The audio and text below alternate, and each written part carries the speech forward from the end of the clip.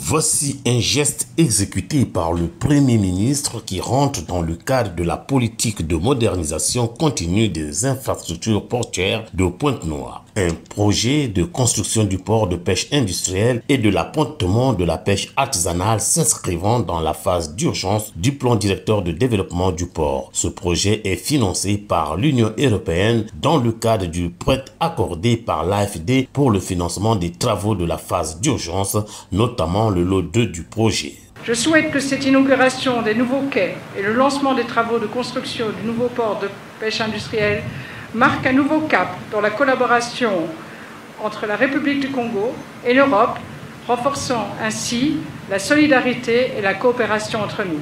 Ces ouvrages permettront au pays de se doter non seulement d'un véritable port de pêche moderne, mais également d'un ouvrage d'accostage moderne devant offrir à la communauté des pêcheurs les conditions de débarquement du poisson en toute sécurité. À la suite de cette journée pleine, Anatole Koliné-Makosso a eu un ressentiment. Je suis animé par un sentiment de bonheur.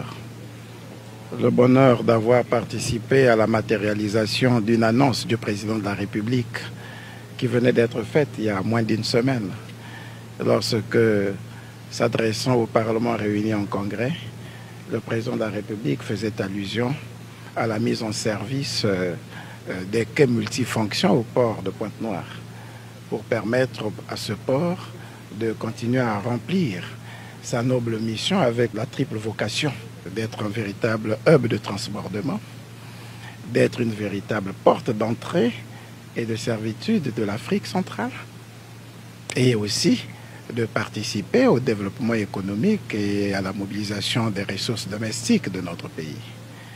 Et pour cela, il fallait effectivement continuer à matérialiser la vision que le président de la République a commencé à mettre en œuvre depuis les années 2000.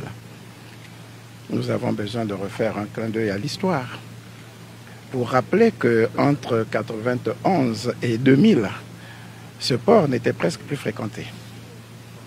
Parce qu'il y avait un piège à sable là qui ne permettait pas de faire accoster des gros navires. C'est à partir des années 2000 que le président de la République a lancé un vaste programme de modernisation de ce port autonome de Pointe-Noire avec le dragage qui a été exécuté ici, qui a permis de gagner une bonne partie du continent ici. C'est à partir de ce port de Pointe-Noire que le président de la République avait relancé le programme de reconstruction du Congo après la guerre. Il faut toujours le rappeler. Et le président l'avait dit, nous reconstruirons la République du Congo à partir de Pointe-Noire et surtout à partir du port de Pointe-Noire. Nous avons parlé des quais de Pointe-Noire, mais il y a une grande action plus importante. C'est la construction, sous peu, de ce port de pêche industriel et de cet appontement qui va servir de port de pêche artisanale.